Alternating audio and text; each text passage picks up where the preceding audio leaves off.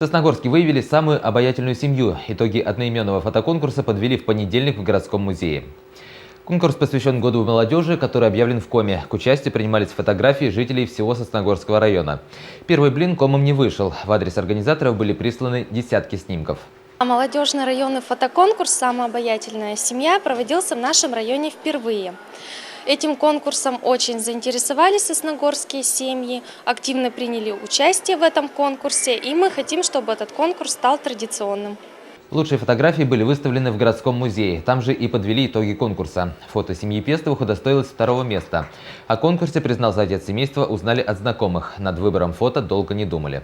Фотографии есть фотографии, много красивых. Отсылали несколько фотографий, выбрали уже лучшую.